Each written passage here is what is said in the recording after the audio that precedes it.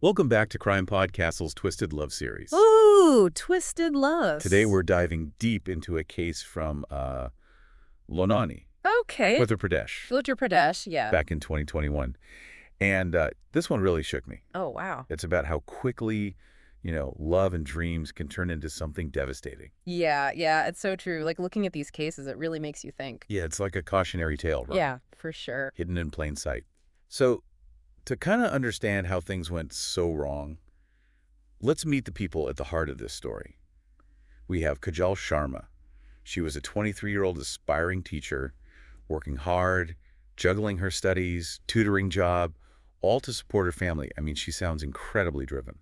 Yeah, she was, Yeah.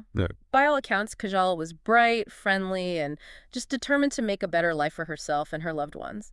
Ambition like that can really be a driving force, but it can also lead to some, tough choices, internal conflicts. Yeah, it's a double-edged sword sometimes. Exactly. And that's where this love triangle really comes into play, right? Right. Kajal had a long-term boyfriend, Rohit Mishra, a 24-year-old mechanic. And the sources, they depict him as devoted to Kajal, but also prone to these bouts of jealousy and insecurity. Makes you wonder, what were the underlying reasons for that? Was it like a lack of self-confidence, societal pressures, or maybe something more specific to their relationship? That's a good question. It's hard to say for sure without knowing more about like Rohit's background, his personal history. But you've hit on some key points, societal expectations, especially in a more traditional setting like Loni, those can play a huge role. Yeah. Like maybe Rohit felt pressure to provide for Kajal in a certain way. Maybe he was struggling to keep up with her aspirations. And then enters, like, the third part of this triangle. Aditya Thakur, a 26-year-old businessman, met Kajal through mutual friends. And, he was described as charming, successful, basically representing a different kind of path for Kajal, which you have to imagine probably fueled Rohit's insecurities even more. Oh, absolutely. Like, imagine you're already feeling a bit insecure, and then someone like Aditya comes into the picture, charming, successful. It would definitely heighten those anxieties. And Kajal, caught in the middle, she's probably wrestling with a mix of emotions. Loyalty, ambition, and maybe the excitement of new possibilities. So here we have this classic love triangle unfolding. But it's not just about romance, right? No. It's got this layer of, like, societal and economic factors tangled in as well. Kajal's torn between Rohit, who clearly loved her, but maybe couldn't offer the future she wanted. And then she has Aditya, who seemingly could. Was she open with either of them about her feelings, or was she trying to, like, play both sides? Well, from what the sources tell us, it seems like she was trying to, navigate a very tricky situation. It's clear it was an emotional roller coaster for her. There are hints that she reassured Rohit about, her commitment. But at the same time, she was exploring her feelings for Aditya. It's a tough spot to be in. It is. And, trying to balance like that, it rarely ends well, especially when you have such strong emotions involved. Yeah, it's playing with fire. It really is. So you have this, underlying tension. And then, did anything specific happen that really caused things to escalate, like a turning point? Yeah, there was. Rohit, already dealing with those insecurities we talked about, became super suspicious of Kajal's relationship with Aditya. Started doing things like checking her phone calls, reading her messages, even confronting her about talking to Aditya. His behavior, it became very controlling, very possessive. Yeah, that's a huge red flag in any relationship. It is a big one. And his actions, unfortunately, they only pushed Kajal further away, drove her closer to Aditya. It's a classic self-fulfilling prophecy. Oh, yeah.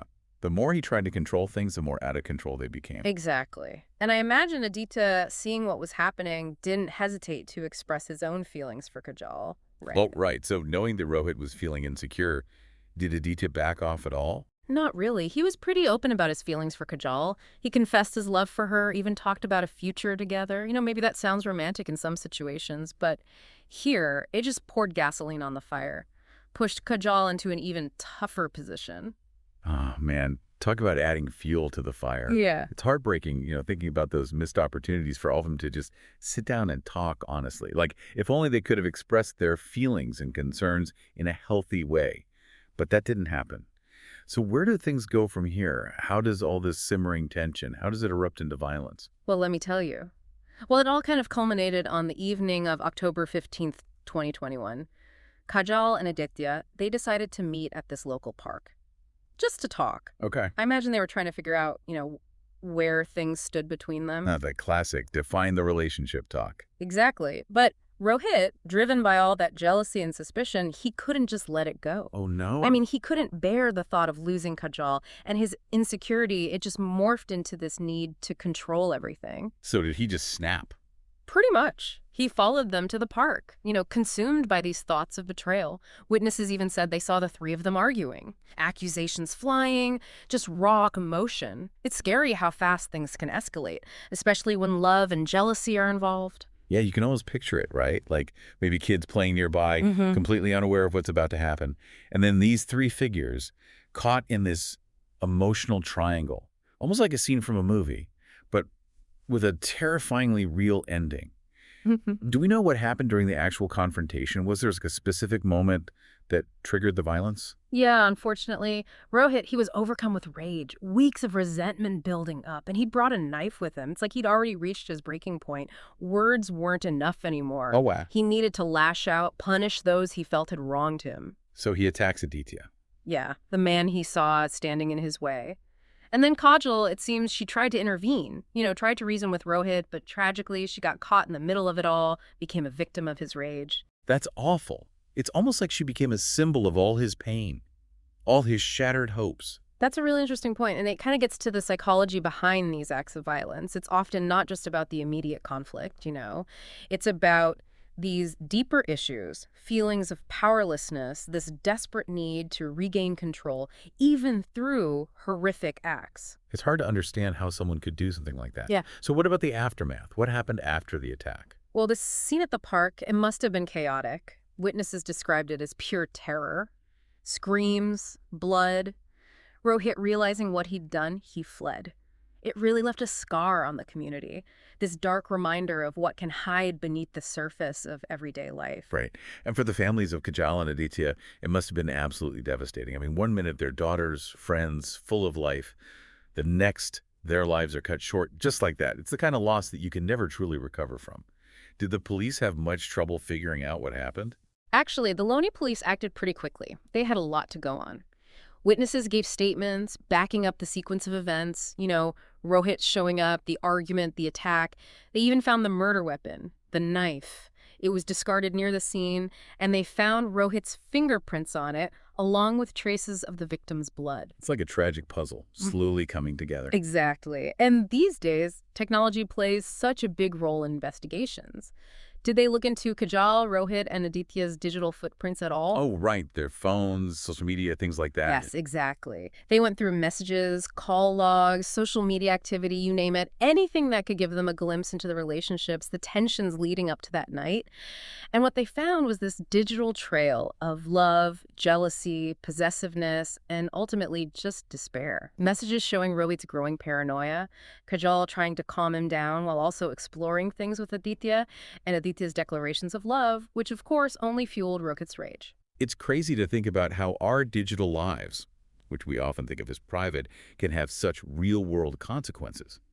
So with all this evidence against him, did Rohit try to run? Did he try to hide from what he'd done? Nope. He was actually apprehended 2 days after the attack at a relative's place, almost like he was just waiting. And when they questioned him, he confessed. Yeah. His words were a mix of, well, regret, attempts to justify what happened, and you could just hear the weight of it all crushing him.